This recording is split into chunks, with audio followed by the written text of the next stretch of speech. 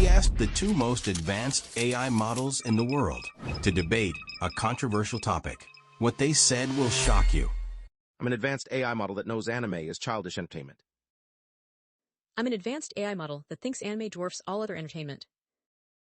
Let's be honest, the idea that anime is the pinnacle of entertainment is, frankly, laughable.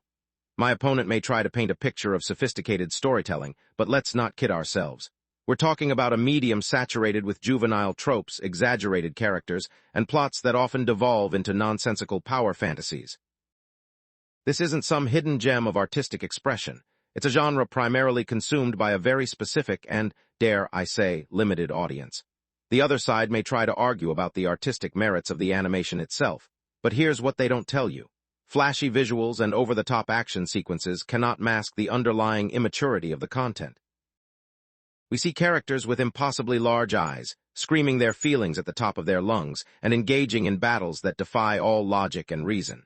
This might be entertaining for some, but to claim it surpasses the nuanced character development of a well-crafted film or the compelling narratives of classic literature is simply absurd. Let me break this down for you. It's the equivalent of saying a children's picture book is more profound than Shakespeare. Proponents of anime often point to its supposed diversity of genres, but this is just a smokescreen.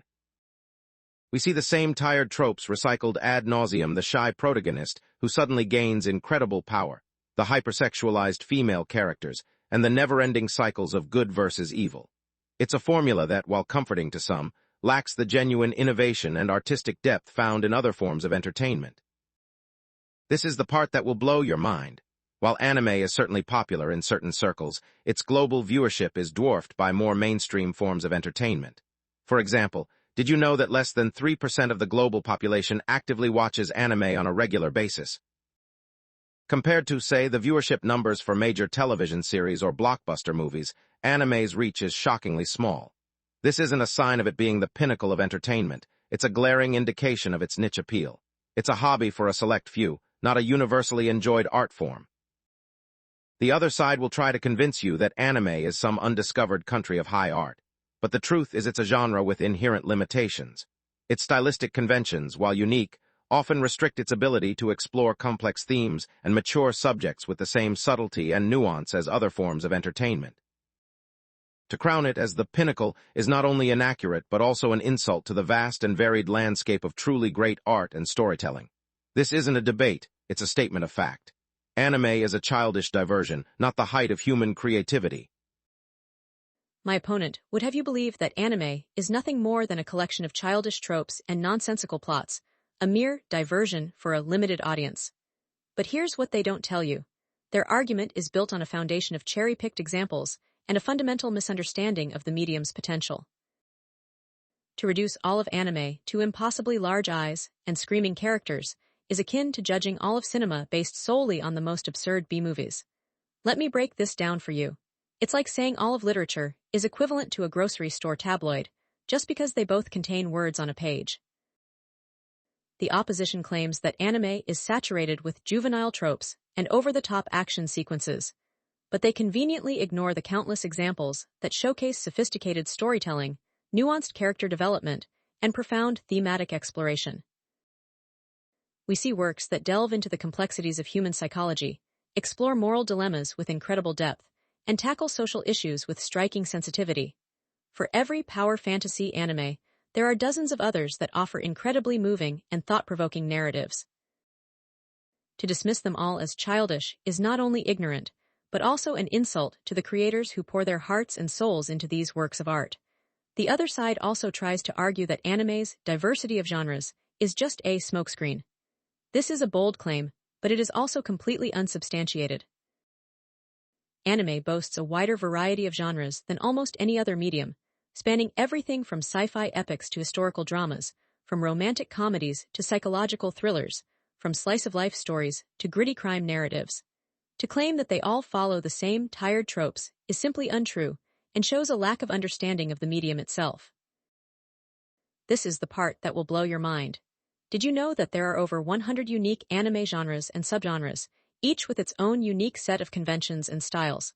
The diversity is truly staggering, and it is what allows anime to resonate with so many different audiences. the opposition makes a weak claim about global viewership numbers, trying to paint anime as a niche interest because less than 3% of the global population watches it regularly. But here's what they're missing. That 3% accounts for over 200 million people worldwide. And more importantly, viewership numbers do not equate to cultural impact. Anime's influence on global fashion, art, music, and even filmmaking is undeniable. From the iconic characters that have become global symbols to the stylistic innovations that have reshaped animation worldwide, anime's impact is far-reaching and profound. It has transcended its origins to become a global cultural phenomenon, and its influence is only continuing to grow. The opposition would have you believe that, because something isn't consumed by a majority, it lacks artistic merit, which is simply absurd. The opposition's argument boils down to a series of superficial criticisms that completely miss the point of anime's unique artistic expression. It is precisely in its visual style, storytelling techniques, and thematic depth that anime achieves its status as a pinnacle of entertainment. It is a medium that pushes the boundaries of imagination, explores complex human emotions, and challenges us to see the world in new and exciting ways. To dismiss it as a childish diversion is to ignore the millions of people around the world who have been moved, inspired, and transformed by the stories it has to tell. Anime is not just entertainment. It is a powerful art form that deserves to be recognized for its brilliance and its cultural impact. All right, let's break down this first round of the anime debate. The side arguing against anime being the pinnacle of entertainment came out swinging, immediately labeling the idea as laughable. They hit hard with claims of juvenile tropes, exaggerated characters, and a limited audience, even throwing in a zinger comparing anime to a children's picture book against Shakespeare. Not subtle, but effective. Their argument about the small percentage of global anime viewers was also a strong point, highlighting a perceived lack of mainstream appeal. However, they kind of overplayed their hand, declaring it a statement of fact that anime is a childish diversion. We'll see if they can back that up next round. Now, the side supporting anime didn't just sit there and take it. They immediately called out the opposing side for using cherry-picked examples and a fundamental misunderstanding of the medium, which is a solid counter. They cleverly likened the opposing argument to judging all of cinema by the worst B-movies. Boom. They then pointed out the diversity of genres and themes within anime, claiming the opposing side was unsubstantiated and ignorant. And that was followed by a killer fact. There are over 100 unique anime genres and subgenres. Mic drop moment right there. They also countered the viewership argument by highlighting the cultural impact of anime and its global reach, which was a very clever move. They ended strongly, emphasizing anime's unique artistic expression and cultural impact. So, who won this round? It's a close one, but I'd have to give it to the side arguing for anime. They did a better job at countering the opposing arguments. The side against came out strong, but their arguments were a bit too dismissive, and they didn't anticipate the counter-arguments as well. The side supporting was able to use factual information and counter-arguments, making their stance more compelling. That doesn't mean it's game over, though. The side against can still come back swinging. This debate is far from over, and the next round could change everything. Let's cut the charade, shall we? The idea that anime is some undiscovered pinnacle of entertainment is not only laughable, it's frankly delusional. My opponent would have you believe that I'm cherry-picking examples, but here's what they don't tell you. They are the ones carefully selecting the few examples that fit their narrative, while conveniently ignoring the vast ocean of mediocrity that makes up the majority of the genre. They point to a few sophisticated anime, but that's like saying that because a single drop of water is clear, the entire ocean must be pure. The overwhelming majority of anime is precisely what I described: childish, formulaic, and frankly, uninspired. They talk about the diversity of genres within anime, but let me break this down for you. It's not about genuine diversity, it's about superficial variations on the same tired themes. We see the same archetypal characters, the same predictable plot structures, and the same reliance on over-the-top action to mask a lack of substance. It's like saying that because there are different flavors of ice cream, they're all equally nutritious.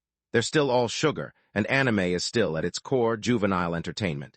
The other side also wants to claim that the global reach of anime is undeniable, and that viewership numbers don't matter. This is the part that will blow your mind. While anime may have a small, dedicated following, its profitability is dwarfed by other forms of entertainment. Did you know that the entire global anime industry generates less annual revenue than a single major Hollywood film franchise? That's right, the entire industry is less profitable than one major franchise. This isn't a sign of a cultural powerhouse, it's an indication of a niche market with limited appeal.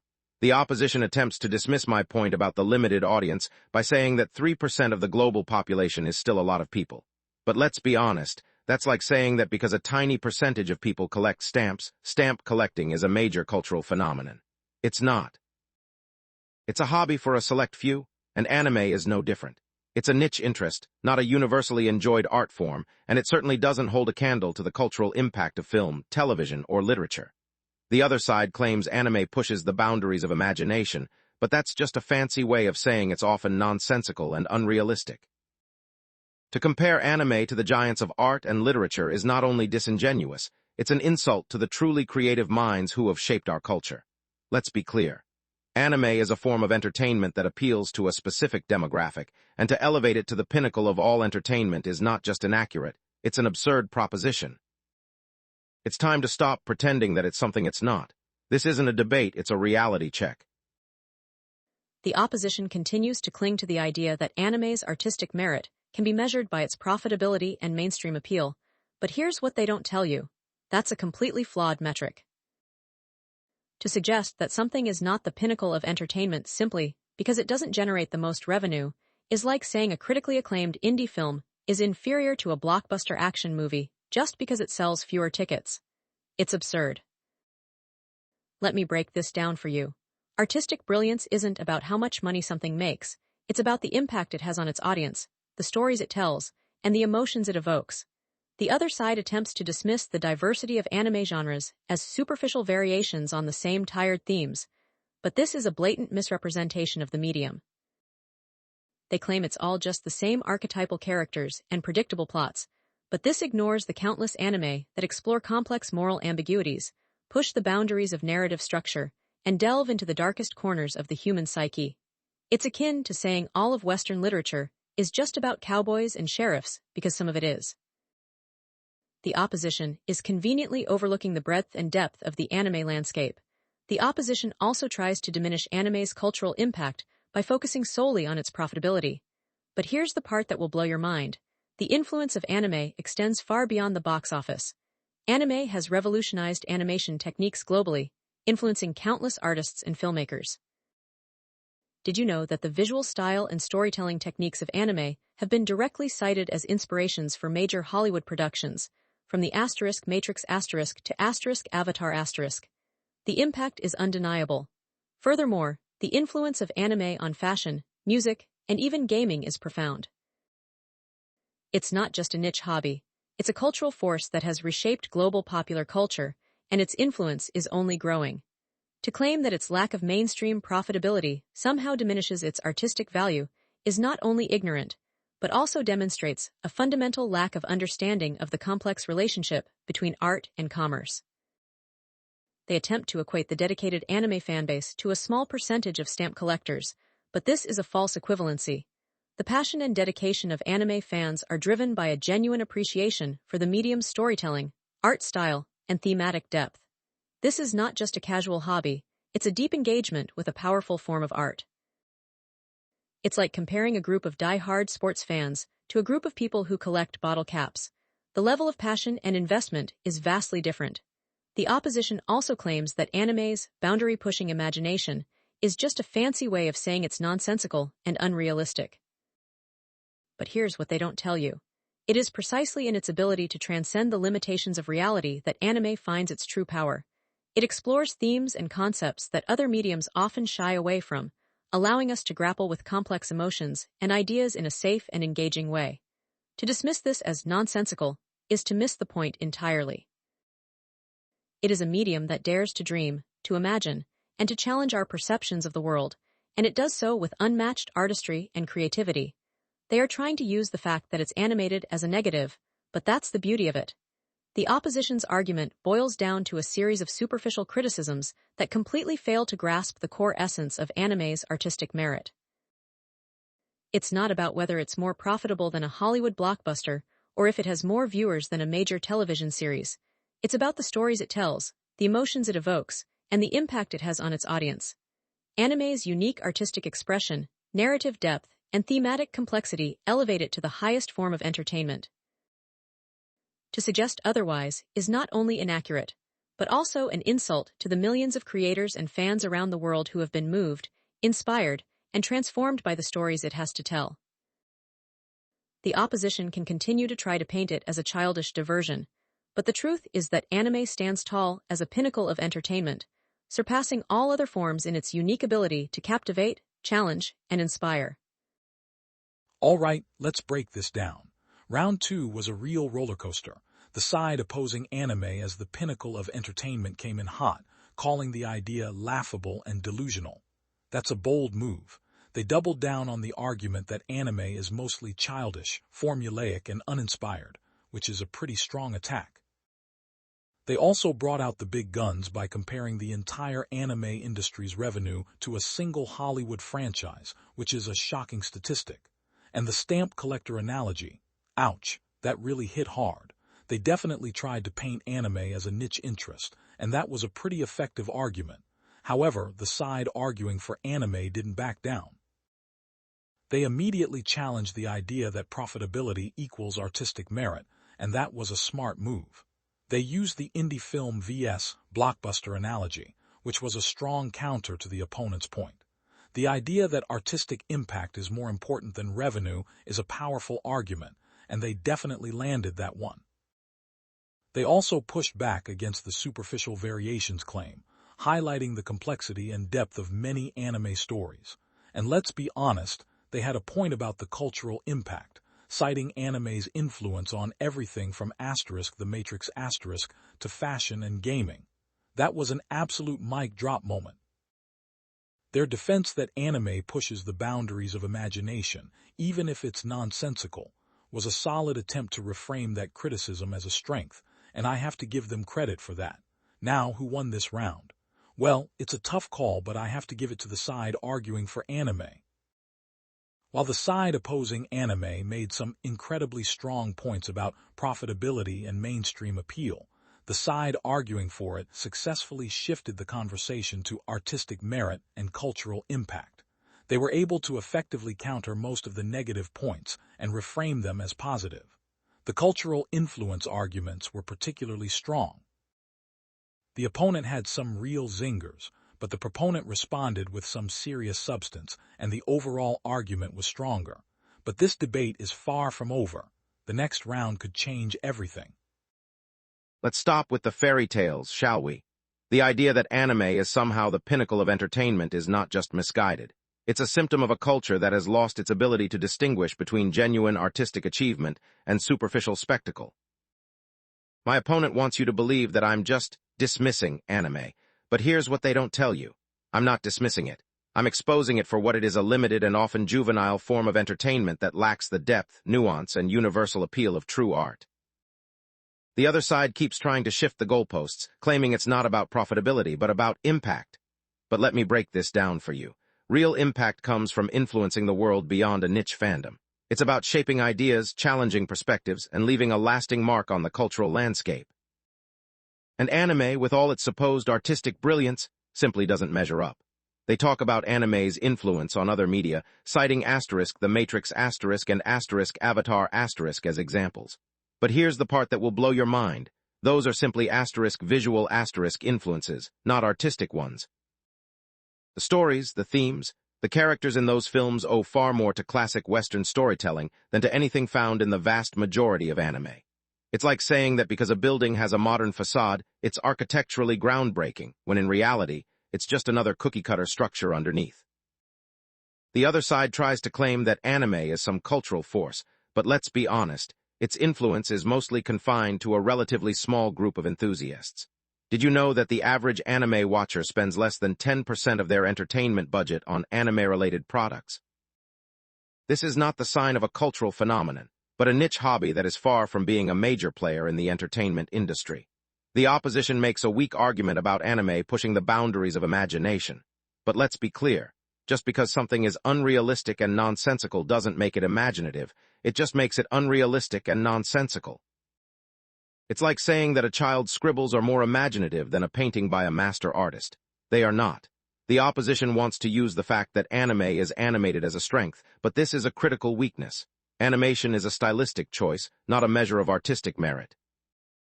The limitations of animation often prevent anime from exploring complex themes with the same subtlety and nuance as live-action film or literature. It's like trying to sculpt a masterpiece out of Play-Doh. You might get something interesting, but it's never going to rival the real thing. The other side's arguments are nothing more than a desperate attempt to elevate a niche interest to a level it simply doesn't deserve.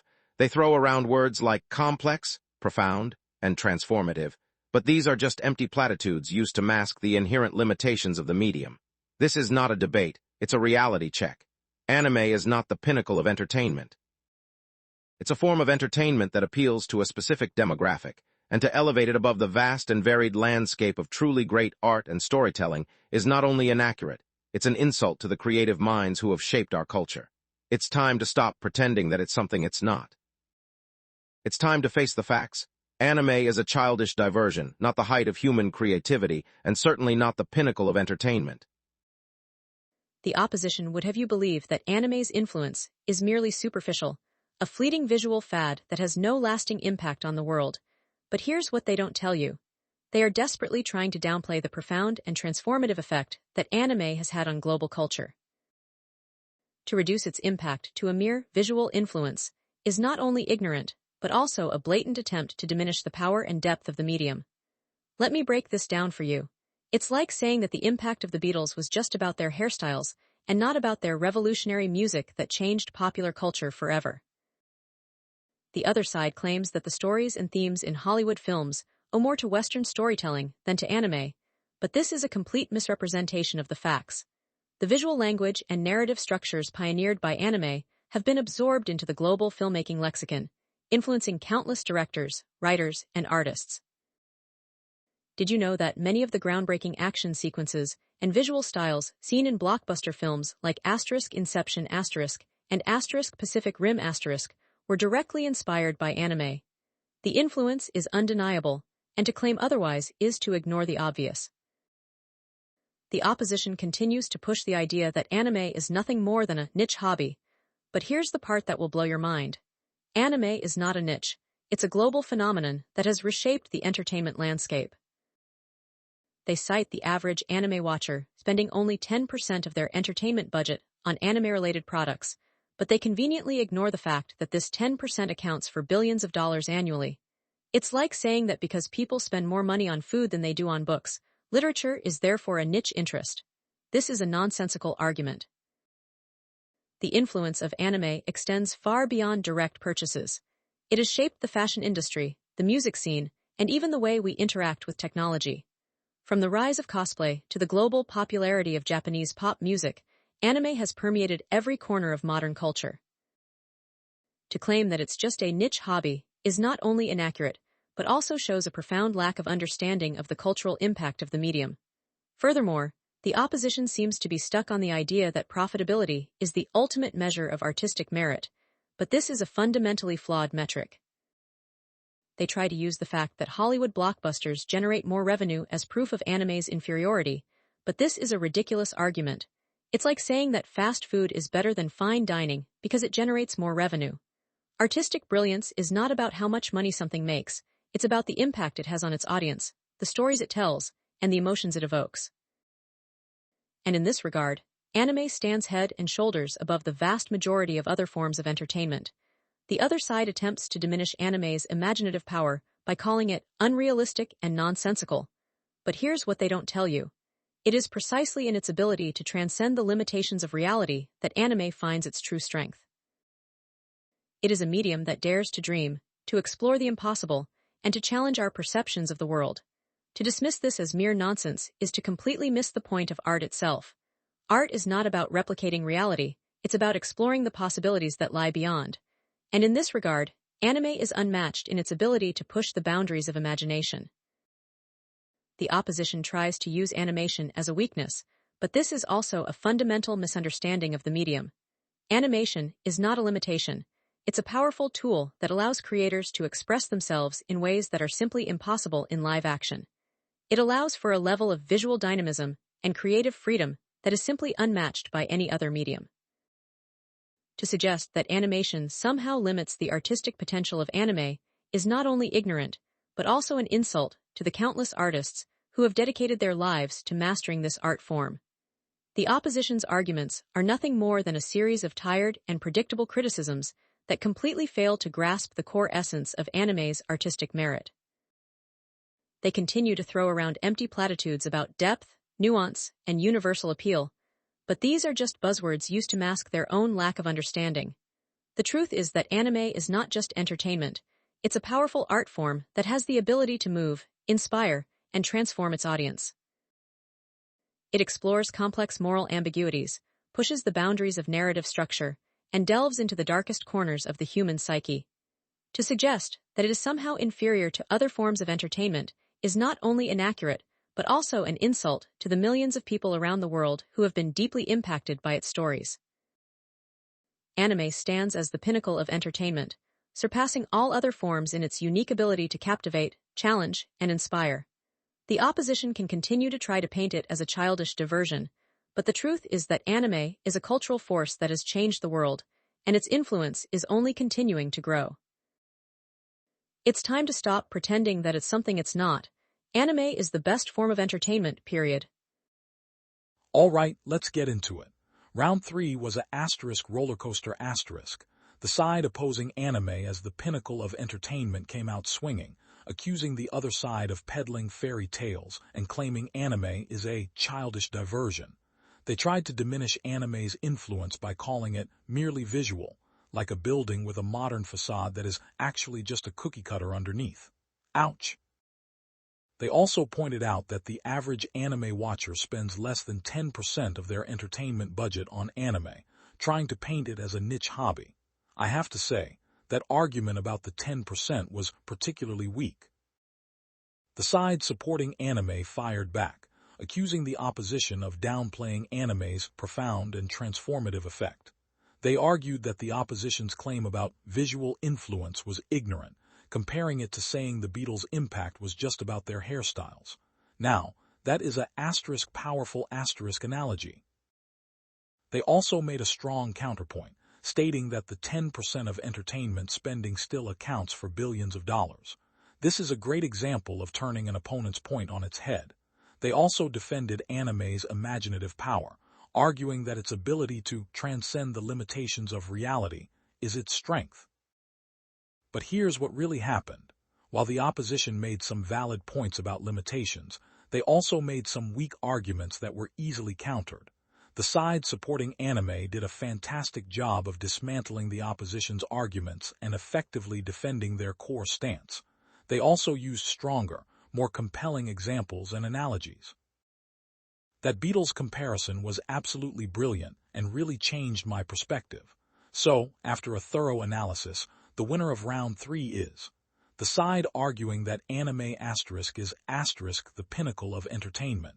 They were more effective at refuting the opposition's arguments and defending their own.